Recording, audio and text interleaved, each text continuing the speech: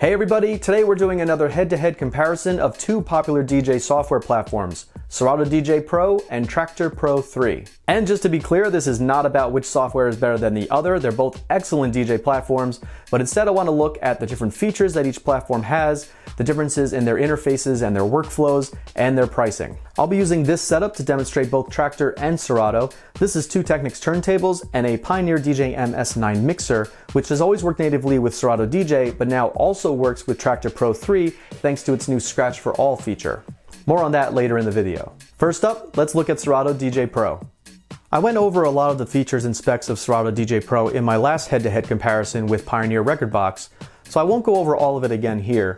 Enough to say, unless you've been living under a rock, you know that especially here in the States, Serato DJ Pro is one of the most widely used DJ platforms for all kinds of DJs, from the ones in their bedrooms to the ones on the festival stage. It works with turntables, multiplayers, and controllers. It gives you 2 or 4 virtual decks to play your tracks, good library management with crates and smart crates, a built-in sampler to drop in sound effects or even entire tracks, and a clean and straightforward interface. You can change the view between vertical and horizontal scrolling stacked waveforms, as well as a few other settings in the setup window. The optional Serato video plugin allows for mixing video, and the FX expansion packs can be purchased to complement the included effects that come with Serato DJ. That's just a quick summary of Serato DJ Pro. Now let's take a look at Traktor Pro 3. Traktor, which is developed by Native Instruments, has been around for almost 20 years since its initial release in 2000.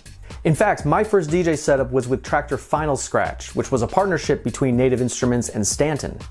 But at the time, I had a lot of stability problems with Final Scratch, so I switched to Serato and I didn't use Traktor much after that. But it's Traktor Pro 3, which was released in October of 2018, that has got me interested in Traktor again. The upgrade brought a ton of long-awaited features and improvements to Traktor's loyal user base, including a sharper and flatter user interface, new mixer effects for one-knob buildups and transitions, an improved master limiter and time-stretching algorithms, and for the first time, the ability to use DVS control with any sound card. That last one is huge news for Traktor users. That means that you can use Traktor with just about any mixer, including this one. There's a list of Scratch certified mixers on Native Instruments' website, but even mixers that aren't Scratch certified can work with some quick configuring. So what are some of the differences between Traktor and Serato? In Serato, you can change the position of the waveforms, but everything else in the UI is pretty much locked in place. Traktor gives you way more flexibility to set up the interface exactly the way you want it, based on the features and hardware you use. Speaking of hardware, in terms of compatibility, Serato still has the edge. Traktor's new Scratch for All protocol is a big step in the right direction, but there are over 90 pieces of hardware that Serato DJ Pro officially supports, many of which are designed to plug and play with Serato right out of the box, no setup required. In addition to developing the Traktor software, Native Instruments also manufactures a lot of hardware designed to work specifically with Traktor. This includes all-in-one controllers like the Control S2, the S4, and the S8, their 2-channel battle mixer, the Control Z2, and their smaller controllers like the Control F1, the X1, and Z1. Serato recently added the ability to stream tracks from SoundCloud and Tidal if you have a subscription to one of those services. As of recording this video, Traktor does not have support for streaming services. Serato also has an optional video plugin that DJs can purchase to mix videos. Traktor does not have a video mixing option. It does, however, have the ability to broadcast a mix directly to an online radio station, something Serato DJ cannot do without third-party software. One big feature that Traktor has over Serato is the remix decks. This allows DJs to add a live performance element to their sets by triggering samples and loops and layering them together. It works great with house music, layering drum loops with synth shots and build-up effects, all kept in sync within the mix. There's unlimited creative possibilities with this, and it can really help make your DJ sets unique. Stem decks are a little different than remix decks. What they do is they split a track into 4 independent channels that can be mixed, so you can isolate the bass of one track and mix it in with the vocals of another track. Again, it makes your sets more about creating music rather than just playing music, so if that's something you're interested in, you're going to want to take a look at Traktor. They both can save cue points and loops to tracks, create playlists for organizing tracks, import music from your iTunes library, record your mixes, and review your set history. Serato and Traktor have their own ways to visually show which tracks are out of sync, and when they are in sync.